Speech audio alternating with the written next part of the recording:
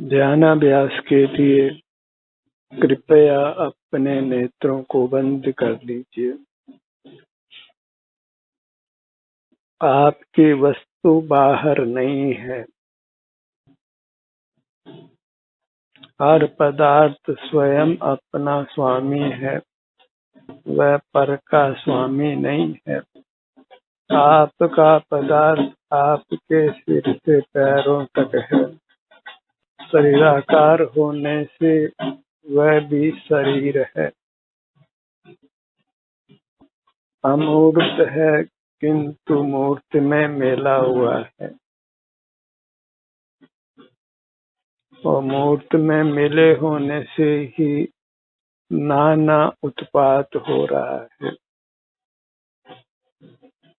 मूर्त विनाशी है, इसका संग ही सर्व दुख का कारण है।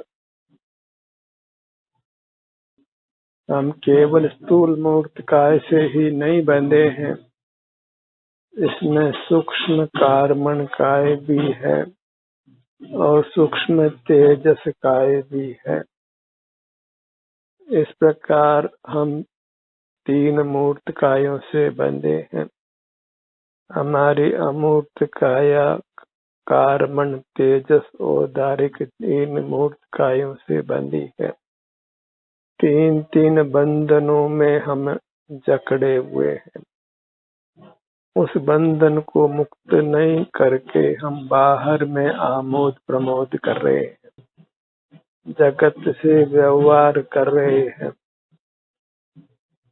कुछ अपने बंधन की खबर ही नहीं है। मुझे बंधन की खबर ही नहीं है तो उस बंधन को नष्ट भी कैसे किया जा सकता है। हमने तो बंधन को ही अपना रूप मान लिया है, तो भी भला कोई अपने से अपने को कैसे पृथक कर सकता है। मूर्त काय और जीव काय की संधि में अपने ध्यान को लाइए।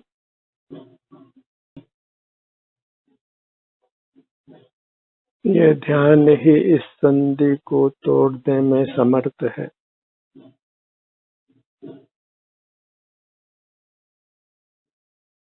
और ध्यान के अतिरिक्त अन्य किसी उपाय से इस संधि को नहीं तोड़ा जा सकता है।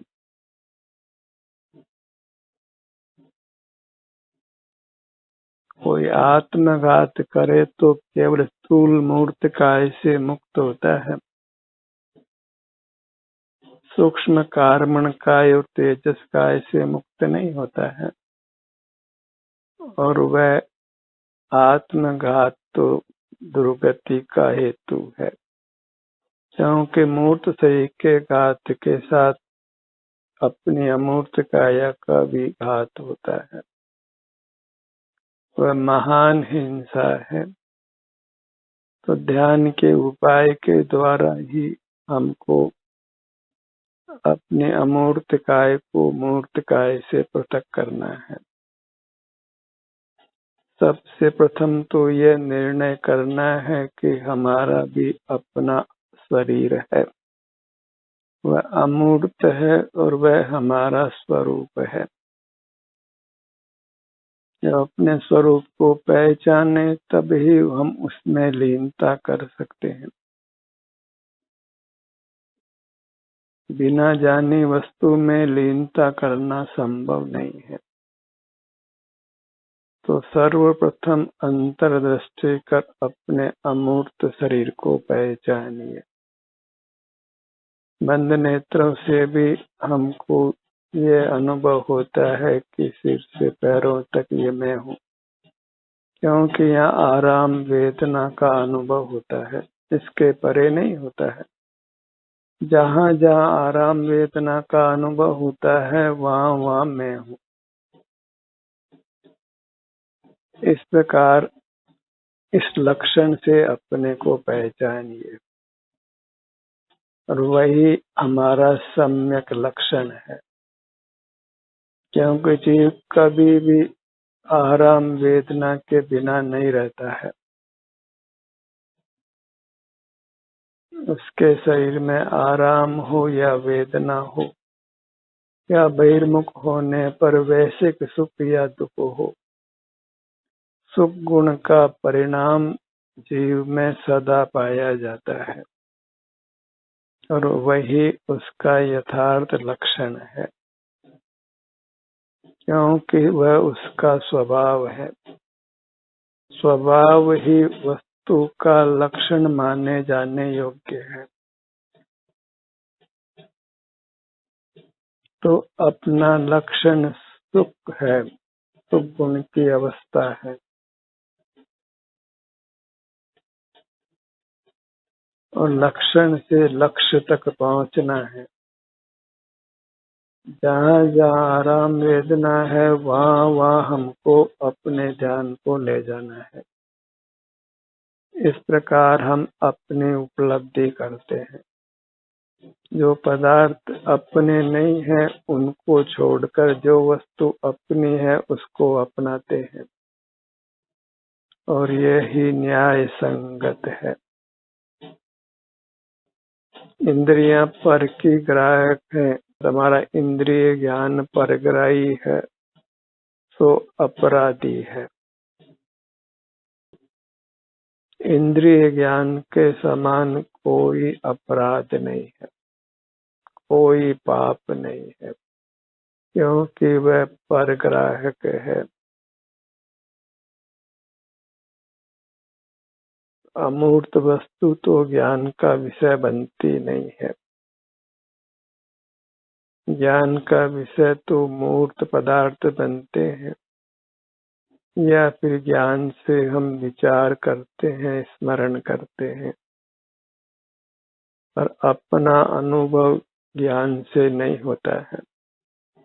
ज्ञान प्रकट ही मन इंद्रिय मस्तिष्क के पराधीन परोक्ष होता है, और अपना अनुभव प्रत्यक्ष होता है,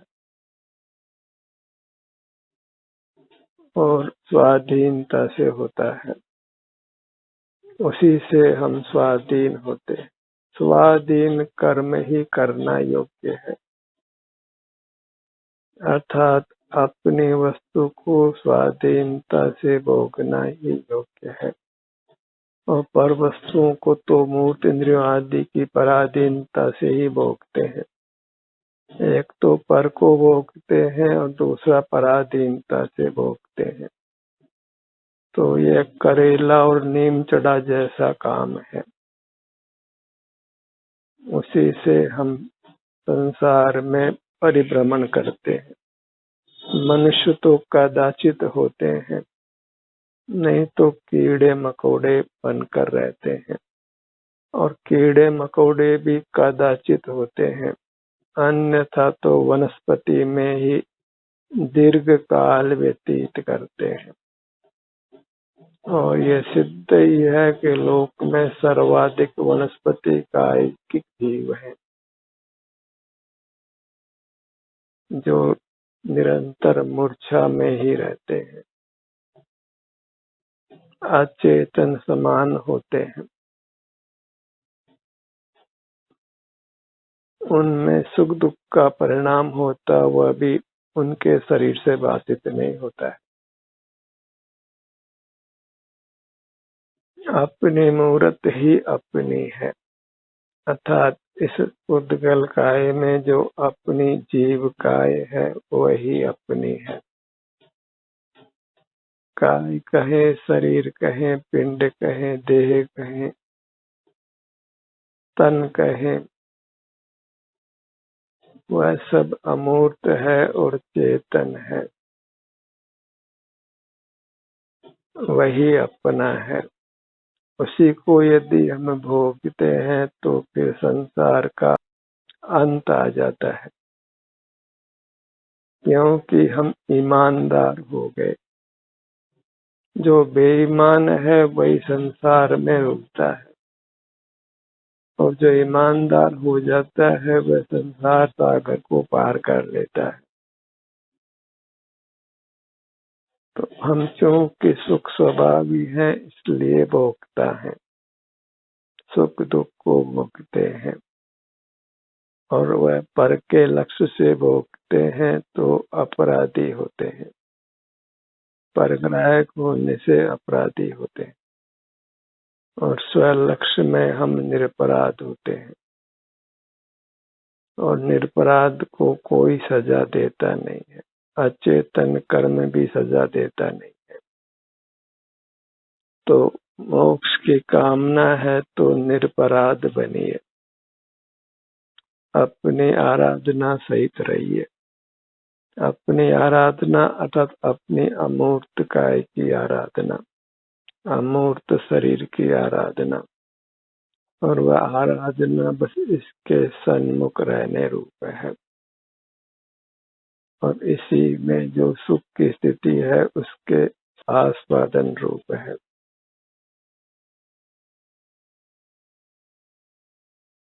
ध्यान सत्र के दौरान अपनी मूर्त को ही भोगते हुए रहिए, अंतर्दृष्टि करके।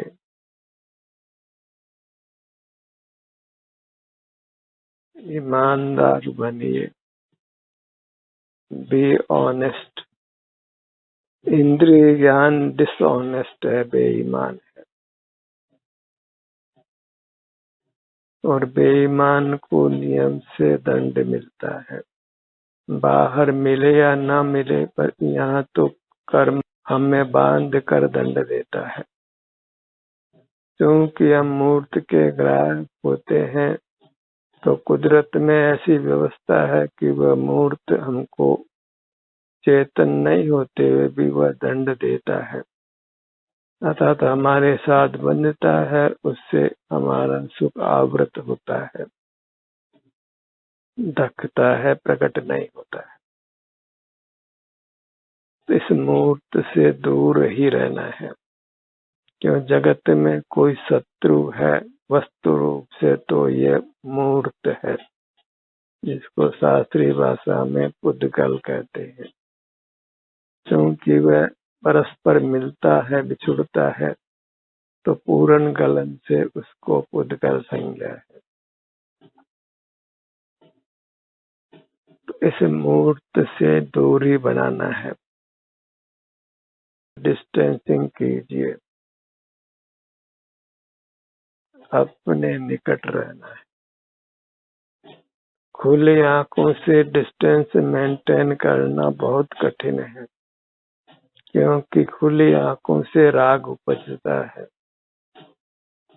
और बंद आंखों से बिना प्रयत्न के ही डिस्टेंसिंग हो जाती है। तो नेत्रों को बंद रखिए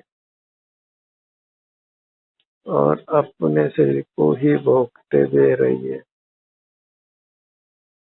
फिर कोई रोग शोक का काम नहीं है, किसी डॉक्टर के अस्पताल में जाने की जरूरत बिल्कुल नहीं है। तो सब पराधीनता है और उसका फल संसार है।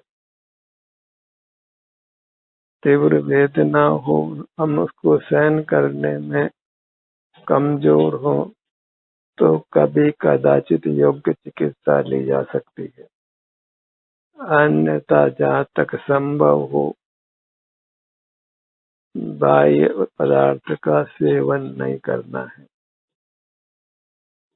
अपना ही सेवन करना है। क्योंकि बाह्य पदार्थ पर है, हमारा नहीं है।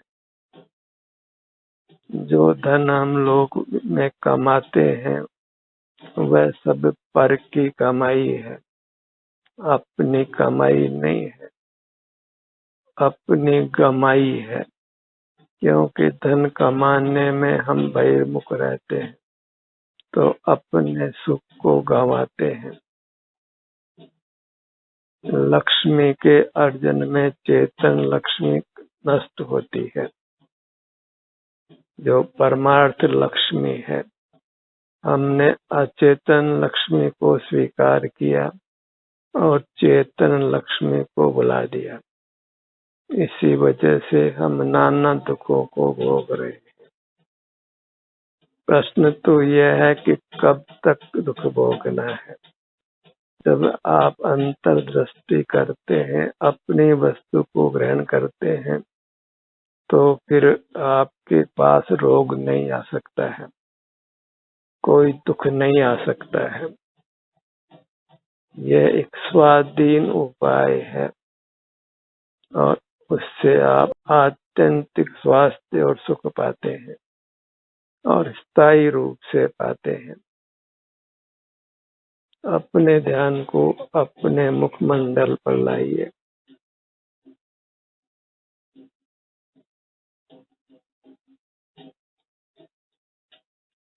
अपना मुखमंडल का दर्शन करना अच्छा है, क्योंकि वह दर्शन वीतराग है, रागादि दोषों से रहित है और अंतर्मुख मुद्रा ही अच्छी मुद्रा है और बहिर्मुख मुद्रा तो वास्तव में कुशील है।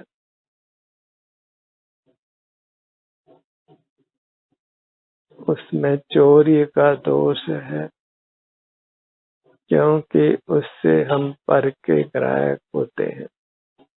पर को देखना जानना भी पर के ग्राहक होना है। इसलिए इंद्रिय ज्ञान अपराधी है और निंद्य है और दुख का हेतु है। दुख का कोई मूल कारण है तो वह इंद्रिय ज्ञान है। मूर्त पदार्थों को देखना जानना है, पर को देखना जानना है। पर के जानने में हम अपने सुख का अनुभव नहीं कर पाते हैं। सुख का अनुभव नहीं होता तो फिर दुख का अनुभव होता है। हम सुख तो चाहते हैं पर काम दुख के करते हैं, तो फिर दुख ही मिलता है, सुख नहीं मिलता है। बोए पेड़ बबूल के तो आम कहाँ से हो। कर्म के आगमन और बंध का तो कार्य करते हैं और कर्म से मुक्त होने से होने वाले उत्तम सुख की वांछा करते हैं। तो जैसी करनी वैसी भरनी है। बस परग्राहकता को छोड़ देना है और स्वग्राहक हो जाना है। स्व को पहचान लीजिए अच्छी तरह से अंतर्दृष्टि करके, क्योंकि वह स्वद्रव्य इंद्रिय गोचर नहीं है, मात्र अनुभव गोचर है। उसका अनुभव होता है, ज्ञान भी नहीं होता है। सुख दुख अनुभव रूप होते हैं, जानने रूप नहीं होते। अपने ध्यान को अपने भ्रू मध्य पर लाइए।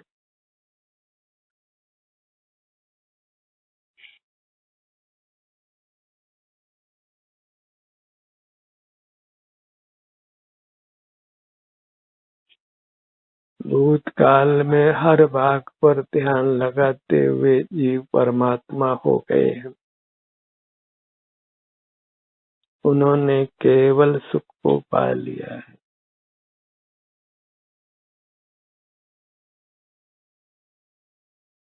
थोड़े भाग पर ध्यान लगाते हुए सकल कर्मों का नाश होता है और फिर परमात्मा पद की प्राप्ति होती है और फिर संपूर्ण काया का युगपत अनुभव होता है। पर जब तक कर्म का संबंध है तब तक हमको अपना अनुभव अपने अंग उपांग कर ही करना है, कतिपय प्रदेशों से ही करना है, अंतर यात्रा करते हुए ही रहना है, तीर्थ यात्रा करते हुए ही रहना है और अपनी मूर्त ही अपना तीर्थ है और वह मूर्त है, वह वर्ण रहित है, स्पर्श रहित है, रस रहित है, गंध रहित है, अमूर्त है। हमारी भी अपनी प्रतिमा है जो पौद्गलिक नहीं है, चेतन है। हम पुद्गल प्रतिमा को तो जानते हैं, मंदिरों में उसके दर्शन भी कर लेते हैं, पर अपनी चेतन प्रतिमा को भूल जाते हैं, उसको याद नहीं करते हैं, उसको पहचानते भी नहीं, क्योंकि उसकी पहचान इंद्रियों से, मन से नहीं होती है, केवल संवेदन से, अनुभव से होती है।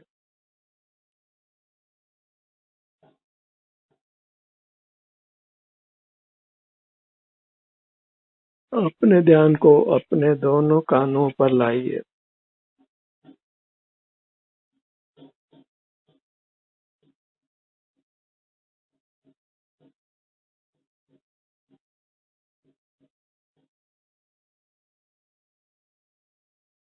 कर्ण युगल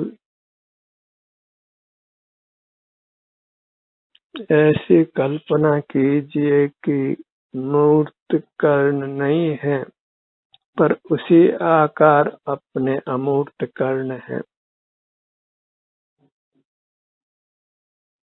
अमूर्त कर्ण के अभाव में बाहर का शोरगुल सुनाई नहीं पड़ता है और हम परम शांति से अपने सुख को भोगते हैं।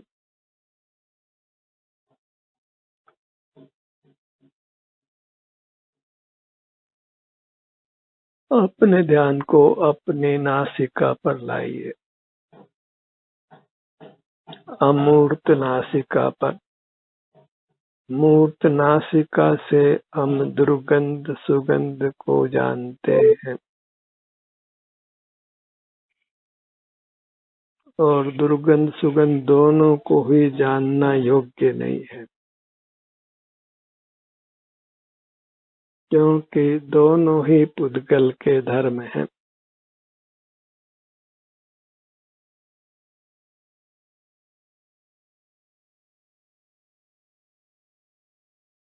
अचेतन है,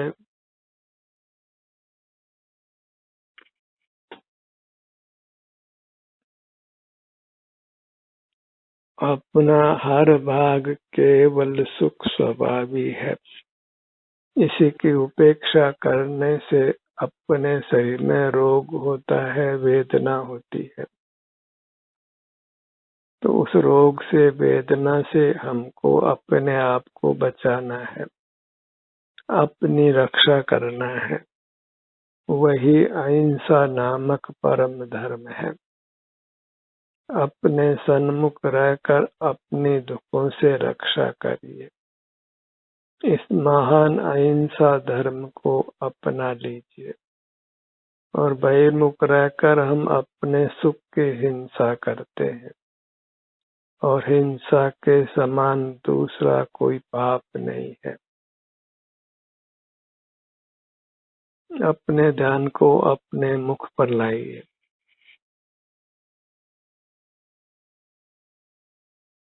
दोनों होठों का भाग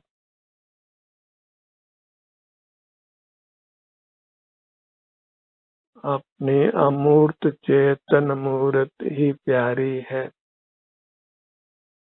आनंद दाता है, केवल शांति शांति शांति है।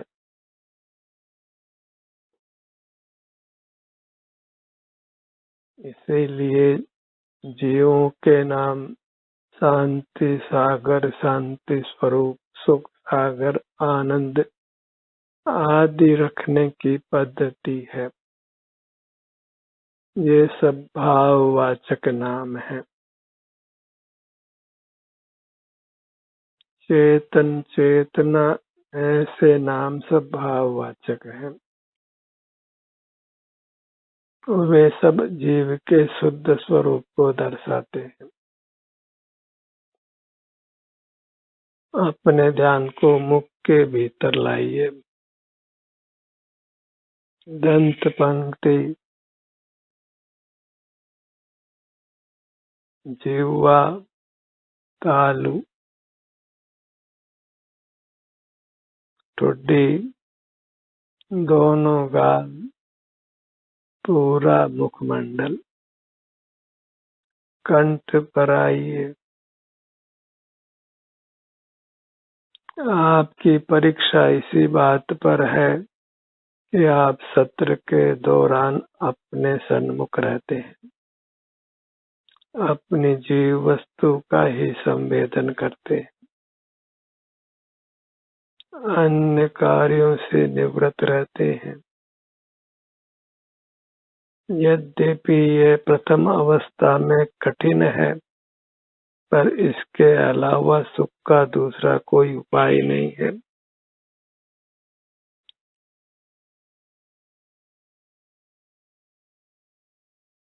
अपने ध्यान को अपने धड़ भाग पर लाइए। सीना, पेट, पीछे दोनों कंधे, पीठ का भाग, कमर का भाग,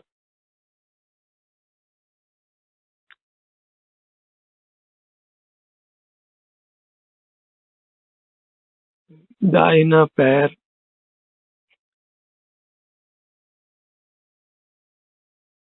बायां पैर, दाहिनी भुजा, बाईं भुजा।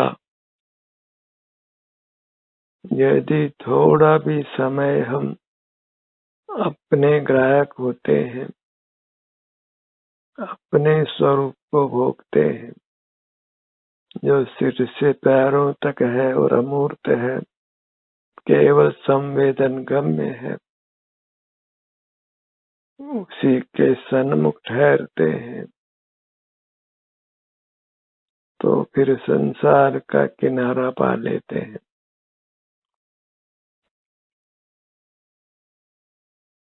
पूरी मूर्त को लक्ष्य में लीजिए।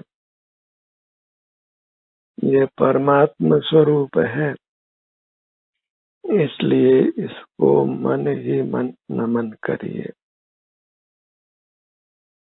मेरा मुझको नमन है, इसको धन्यवाद ज्ञापित करिए, क्योंकि यही हमको आनंद देती है, आनंद दाता है।